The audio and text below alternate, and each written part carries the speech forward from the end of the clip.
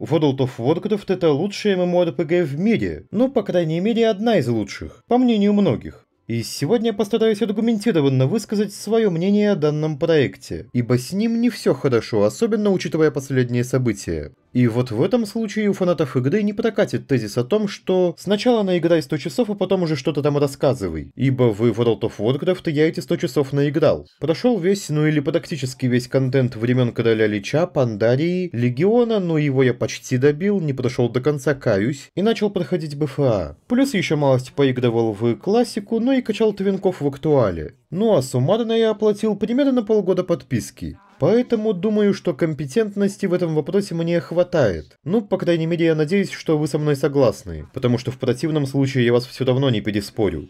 Ну и кое-что заранее хочу отметить. Уж простите, но красивого и разнообразного визуала вы сегодня не увидите. По причине того, что вся красота находится на хай-левеле. Об этом, кстати, мы тоже поговорим несколько позже. А чтобы поиграть на хай-левеле персонажах, нужно оплатить подписку. А сделать этого я не могу, по понятным причинам. Да и хочется ли, но это уже другой разговор. Короче, давайте уже к самой теме. Стоит ли играть в World of Warcraft в 2022 году, учитывая при этом последние обстоятельства? Хороша ли игра в целом и действительно ли она выглядит лучше на фоне других ММО? Давайте разбираться. Что с геймплейной точки зрения игра из себя представляет? Да в целом ничего особенного. WoW в некотором роде является в принципе отцом жанра. Именно отсюда многие другие проекты черпали свои идеи, если это в принципе можно так назвать.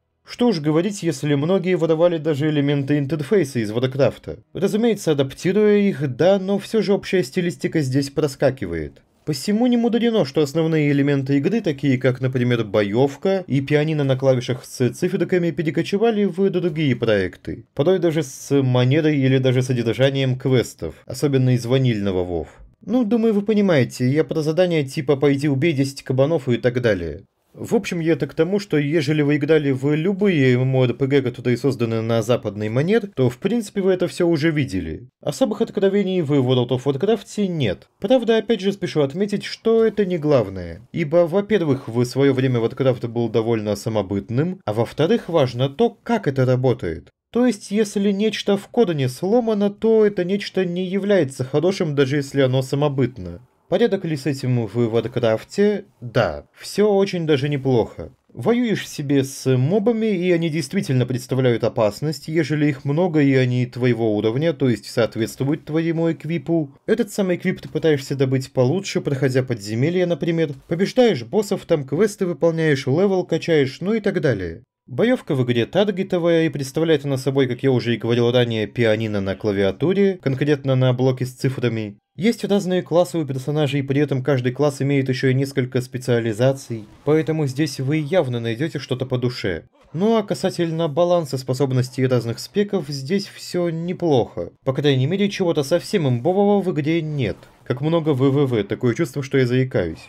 Что же по поводу эндгейм контента и его качества, то... А здесь пришло время поговорить про донат. Ну, такой себе донат. Не в привычном смысле этого слова. Дело в том, что в игре у нас pay-to-play модель. То есть пользователь оплачивает игровое время и играет, собственно. Но есть нюанс. Дело в том, что к игре выходят DLC. И эти самые DLC в себе содержат новый контент. Актуальный контент. И за эти самые DLC, спешу заметить, метелица просит денег. Да, вот это поворот. Мы обновляем игру, расширяем сюжет, добавляем новый контент, новую броню там, например. А вы изволите не только оплачивать подписку, но еще и покупать DLC. То есть получается, что я и так в месяц плачу по 600 рублей, с учетом региональных цен. Представьте, какие там цены на Западе. Так еще я должен заплатить, не помню уже сколько там стоил БФА, но по-моему самое дешевое издание стоило 2 косаря. И как по мне, это что-то не совсем честное. Благо, хотя бы все не скатилось в совсем уж маразм. Нас не заставляют покупать прошлые DLC. С выходом нового предыдущее становится бесплатным. И все же, получается, что я плачу деньги, а играть полноценно наравне со всеми я все еще не могу. Причем нет, это не какое-то откровение, я понимаю. Продажа DLC была нормальной практикой еще со старта проекта. Я это прекрасно знаю. Можно сказать, что и помню. Просто немного офигеваю от наглости Близов в плане выкачки денег и того, что они по итогу выдают.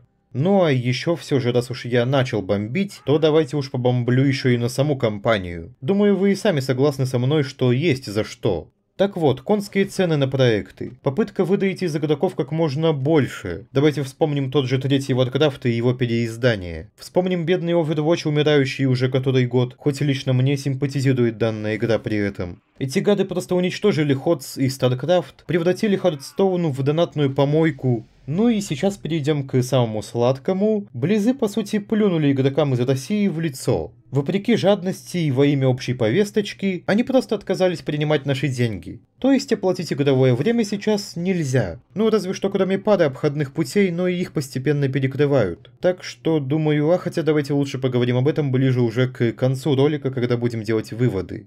Вспоминая же тот факт, что я говорил про high-level контент, в принципе здесь нет ничего прям необычного. По сути, каждый занимается тем, что нравится. Проходит подземелья, закрывает ключи, пвпшится и так далее. Но опять же напоминаю, что ради всего этого дела желательно покупать DLC, дабы банально иметь доступ к самому мощному шмоту.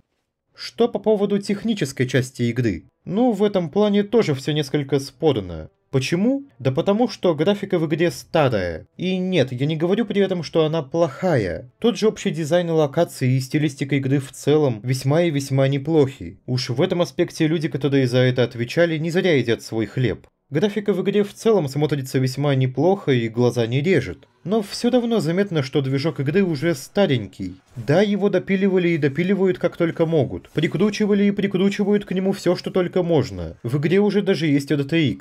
И все же от этого никуда не деться. Как ты за Жигулем не ухаживай, какой только тюнинг ему не делай, все равно он никогда не сравняется со спорткаром, как бы тебе этого не хотелось. Но в целом, ежели сравнивать игру с другими ММО, то вообще-то Warcraft, как я уже сказал ранее, весьма и весьма неплох. Эта игра графонистее и стабильнее многих.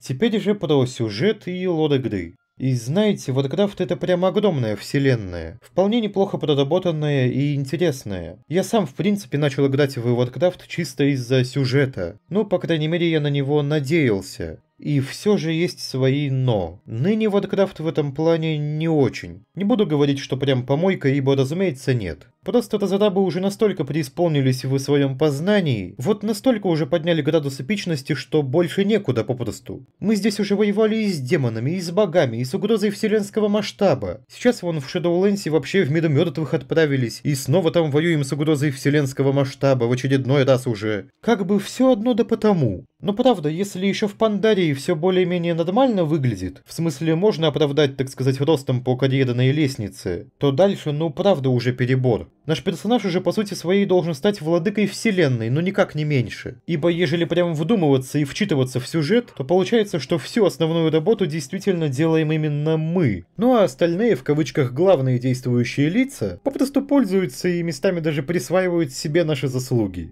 Ну вот подумайте сами, на том же Аргусе кто все зарешал по итогу? Кто вообще-то на деле убил короля Лича? Кто вправил мозги Тралу, например? Кто самый главный воин, охотник, ДХ, ДК, там, монах и прочее? Да, все мы. Каждый из игроков это великий герой. До невозможности великий. Ну и в целом по сюжету в том же Shadowlands творится настоящий... В общем, всякое непотребство там происходит. Со всеми этими воскрешениями, смертями персонажей, со всеми этими их сменами мотиваций, дроблениями на светлую и темную сторону, и так далее и тому подобное. Разработчики уже попросту не знают, куда двигать сюжет дальше, и того, какой должна быть его конечная точка по итогу. Поэтому у нас каждый раз появляется какая-то новая вселенская угроза, которая потом оказывается прислужником еще большей шишки, ну и так далее. И продолжаться так будет, видимо, еще довольно долго. И нет, я не говорю, что сейчас обязательно должен быть какой-то конец. Просто ежели сюжет развивается, то он должен развиваться как-то более адекватно, что ли. Без постоянного возвращения к старым темам, без попыток, по сути, переписать историю. Вот у нас Сильвана была положительным персонажем, потом стала отрицательным, а теперь ее, видимо, снова сделают положительной. И зачем? Кому это надо? Неужели вот больше не про кого рассказывать истории, а?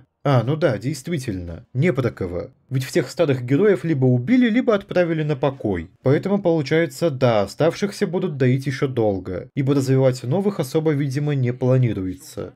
При этом, опять же, отмечу, в игре появляются не только бредни. Например, в том же Shadowlands появляются разные ковенанты, в которых есть своя иерархия, своя атмосфера и свои квесты, соответственно. По сути своей, это несколько разных мирков, которые вы можете изучать и помогать там всем и вся. Вот эти вот микросюжеты, сами локации и атмосферу в целом Близы делать умеют. Это хороший контент. Ну а вот глобально, увы, мы имеем какую-то бесконечную невнятную Санта-Барбару. И лично меня это печалит. Что же по итогу? Стоит ли играть в World of Warcraft? Ну, на данный момент лично я думаю, что нет. И это нет я говорю в некотором роде с болью в сердце. Да, WoW это неплохая игра. Здесь есть много интересного, и к тому же это в принципе, история. Как я уже говорил, игра, без которой, возможно, мы бы не получили других ММО. Но все же, смотря на политику компании сейчас, на ее подход к другим своим проектам, беря во внимание цены и прочее, нет, не стоит. В мире есть множество других игр и ММО в частности. Найти себе проект по душе это не такая уж и сложная задача. Собственно, и вам советую поискать ММО получше. Опять же, лично мне в большей степени нравятся аллоды. Да, прошу, не бейте. В общем, каждый имеет право на собственное мнение, и конкретно свое вы можете выразить в комментариях под этим видео. Только заранее прошу избегать нецензурной брани. И дело не в моей нетерпимости к мату, а в том, что YouTube часто закидывает такие комментарии на проверку, а я не успеваю молниеносно их одобрять, по причине еще и того, что о таких комментариях я не получаю уведомлений. В общем, да, как-то так. За сим я откланиваюсь, желаю вам удачи, надеюсь еще увидимся в следующих роликах и пока.